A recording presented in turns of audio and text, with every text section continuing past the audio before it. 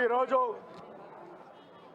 ప్రభుత్వ పరిపాలన చేస్తా అని చెప్పేసి కాంగ్రెస్ పార్టీ ప్రభుత్వంలోకి వస్తే మరి ప్రభుత్వ పరిపాలన అనే మాట వదిలేసి బీఆర్ఎస్ పార్టీ నిర్బంధ పాలన కొనసాగిస్తుంది. మేము ఫార్మర్స్ గురించి పోరాటం చేస్తే ఈ ప్రభుత్వం ఫార్ములా ఈ రేస్ గురించి మరి వాళ్ళు అక్రమంగా కేసులు పెట్టి మరి ప్రతిరోజు ఎవరైతే ప్రశ్నించే గొంతులు నాయకులు ఉన్నారో వారిని గొంతును నొక్కి వాళ్ళని జైలు పాలు చేయాలనే ఏకైక లక్ష్యంతోనే ఈ ప్రభుత్వ పరిపాలన కొనసాగుతుంది. ప్రజలందరూ కూడా చైతన్యవంతులు, తెలంగాణ ప్రజలందరూ కూడా గమనిస్తున్నారు.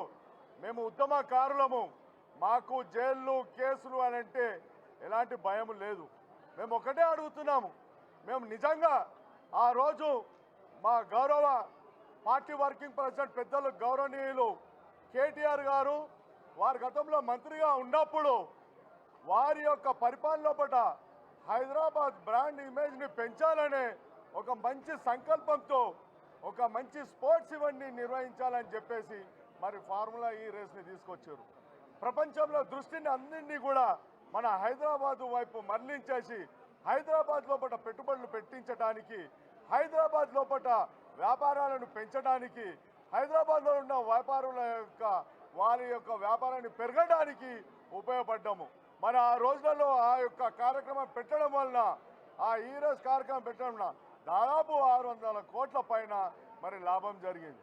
అది పక్కన పెట్టేసి కేవలం అధికారుల యొక్క అనాలోచిత వలన మరి ఏదో కానీ తెలియదు కానీ ఈరోజు ఓన్లీ కేటీఆర్ గారిని ఎలా నిర్బంధించాలి, ఎలా జైలుకు పంపించాలి, హరీష్ రావుని ఎలా నిర్వహించాలి అని ఉదయమే, ఎందుకంటే హరీష్ రావు గారిని ఉదయంనే గృహ నిర్బంధనం చేయడానికి ఎంతో కృషి చేసి ప్రయత్నం చేశారు.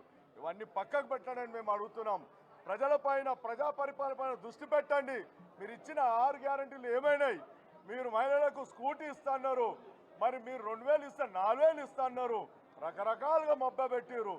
మన రైతులకు రైతు భరోసా అన్నారు, రైతు బీమా అన్నారు, రకరకాలుగా చెప్పేసి వడ్డీ మాఫీ అన్నారు. అన్నింటినీ పక్కకు పెట్టేసి ఇవన్నీ చేయలేక ఈరోజు ప్రజల దృష్టి మళ్లించడానికి రాజకీయ కక్ష పూరితతోని ఈరోజు మా నాయకుని కేటీఆర్ గారిని మరి పిలిపించి వారిని క్వశ్చన్లు వేయటం జరిగింది. మాకు తెలుసు కేవీఎం ఉన్నా లేకున్నా వాళ్ళని జైలుకు పంపించాలని ఏకైక లక్షణం ఉంది.